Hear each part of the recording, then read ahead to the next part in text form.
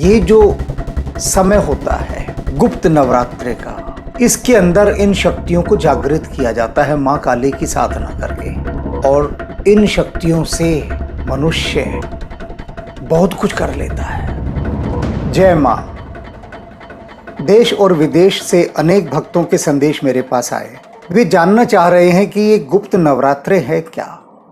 मैंने उनसे कहा कि तुम जानकर क्या करोगे, ये गुप्त नवरात्रे तुम्हारे लिए हैं ही नहीं, लेकिन बुद्धि है कि जहाँ जाने से मना करो वहीं बार बार जाएगी, बरबस जाएगी और उसकी जिज्ञासा बढ़ती ही जाती है जितना रोको। तो वही हुआ, पीछे पड़े रहे, जिद करते रहे कि आखिर आप बताइए, कुछ तो प्रकाश डालिए कि गुप्त नवरात्रे है क्या। हम तो केवल दो नवरात्रों को जानते हैं, वो चैत्र शुक्ल में जो आते हैं और शारदीय नवरात्रे। तो ये गुप्त नवरात्रे क्या है। खैर, मैंने उनसे कहा कि कोई बात नहीं, इस पर मैं प्रकाश डालने के लिए अलग से ही कुछ करूंगा, और वही अब किया जा रहा है। तो सबसे पहले गुप्त शब्द को समझना होगा।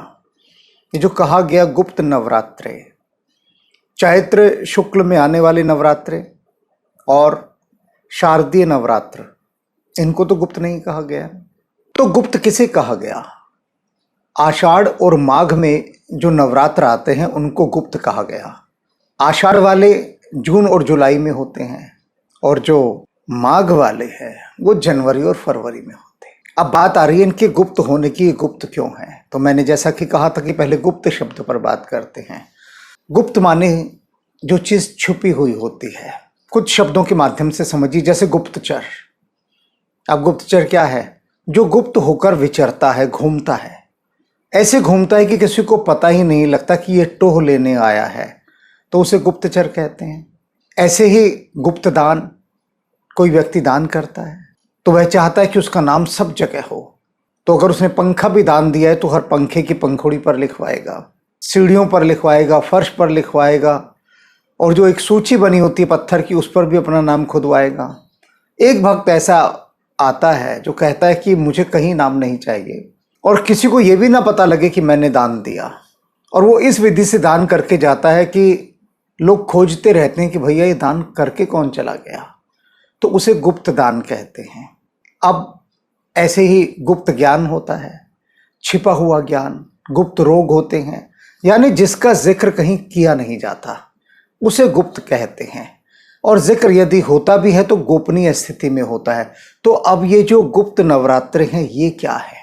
वास्तव में ये गुप्त इसलिए रखे गए क्योंकि ये सामान्य गृहस्थ के लिए है ही नहीं। जो घर गृहस्थी वाले साधारण लोग हैं ये उनके लिए नहीं है। ये शाक्त और तांत्रिक परंपरा के नवरात्रे हैं, अर्थात शक्ति, सिद्धि इत्यादि प्राप्त करने के लिए जो साधना की जाती है, यह वह काल है, ये गुप्त नवरात्रे का काल। अभी जिन नवरात्रों की हमने चर्चा की माँ की, तो माँ दुर्गा के वो जो 9 रूप हैं, वे 9 के 9 रूप शारदीय नवरात्र और चैत्र शुक्ल नवरात्र उनमें पूजे जाते हैं। लेकिन ये जो है गुप्त नवरात्र, इसमें माँ काली की 10 महाविद्याओं पर साधना की जाती है। ये माँ काली को समर्पित हैं। काली शक्ति का प्रतीक है, वह शक्ति जो राक्षसों का संहार करती है, वह शक्ति जो रण क्षेत्र के अंदर रणचंडी बनकर राक्षसों का रक्त पी जाती है, उनको समर्पित हैं ये। और इनको करने वाले वे साधु संत, तांत्रिक, साधक वे होते हैं जो विभिन्न प्रकार की सिद्धियों को प्राप्त करने के लिए बहुत लालायित होते हैं। और ये मार्ग बहुत खतरनाक मार्ग है, क्योंकि सिद्धियों के मार्ग में, इन शक्ति की साधनाओं के मार्ग में यदि बिना गुरु के कोई त्रुटि हो जाए, कोई भूल हो जाए, तो पता नहीं कौन सा द्वार खुल जाता है। कोई ऐसा पोर्टल खुल जाए कि जो खुलना ही नहीं चाहिए था, तो फिर आप उसे बंद कैसे कीजिएगा।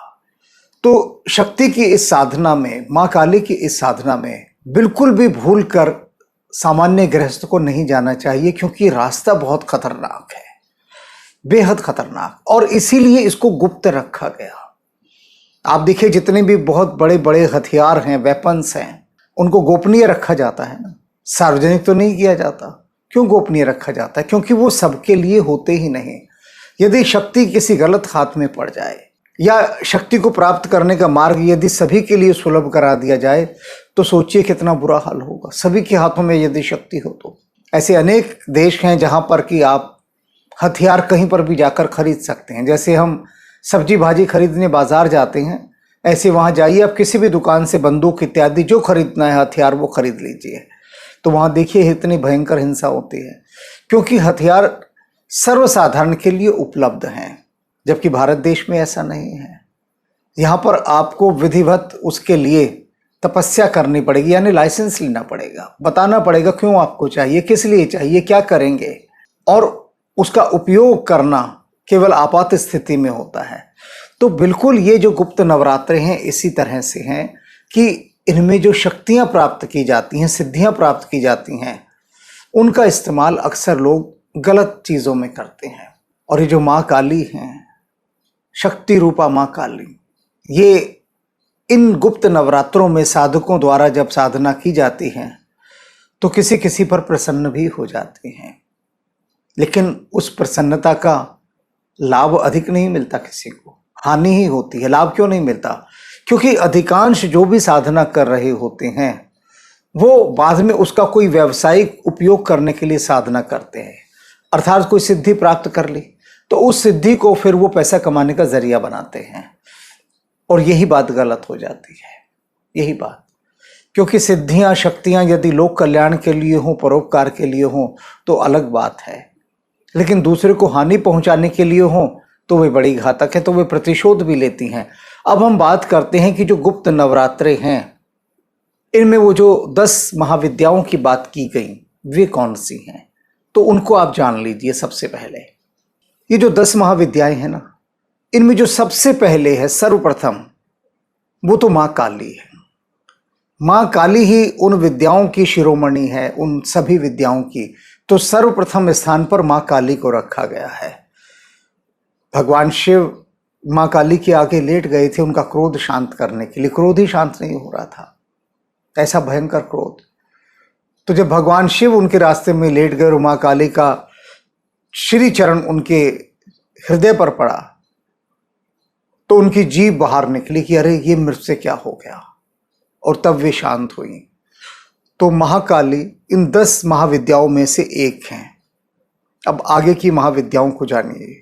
अगली महाविद्या है तारा, तीसरी है त्रिपुर सुंदरी, चौथी है भुवनेश्वरी, पांचवी है छिन्नमस्ता, छठी है त्रिपुर भैरवी, सातवीं है धूमावती, आठवीं है बगलामुखी, नौवीं है मातंगी और 10वीं है कमला। ये जो तांत्रिक सिद्धियां प्राप्त करते हैं ना, इसके 2 कारण हैं।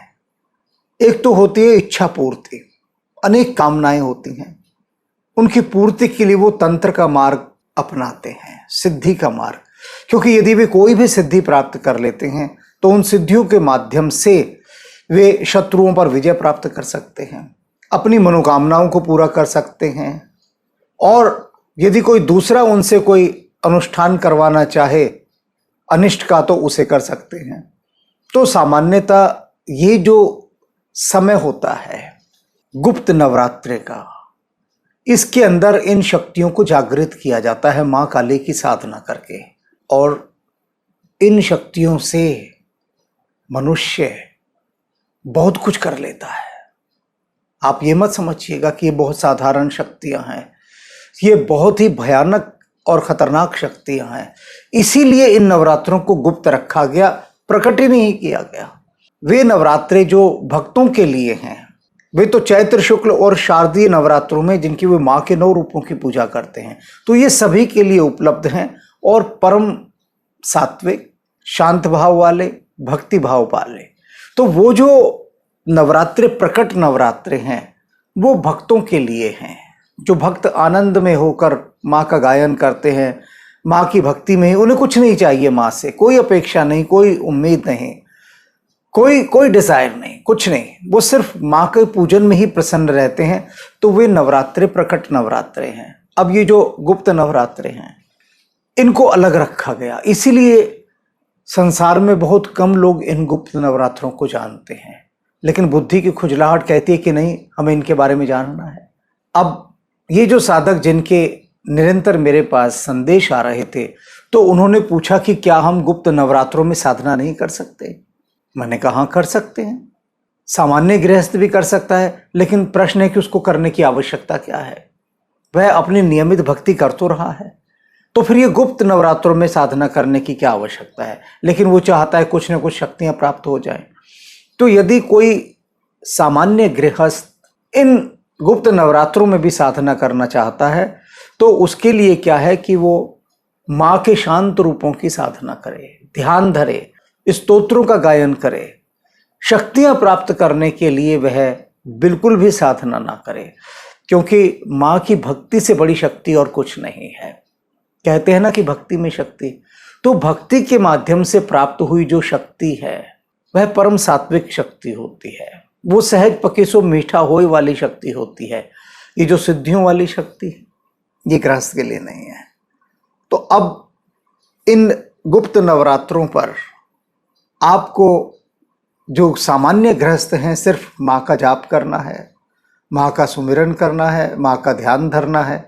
लेकिन जो तंत्र के माध्यम से साधना करते हैं, जो शक्ति के उपासक हैं, उनकी दुनिया अलग है। उनकी दुनिया में प्रवेश करने की सामान्य गृहस्थ को बिल्कुल भी आवश्यकता नहीं है, ना उस पथ पर जाने की आवश्यकता है, क्योंकि ये जो इनकी साधना है बड़ी वीर भाव की साधना होती है।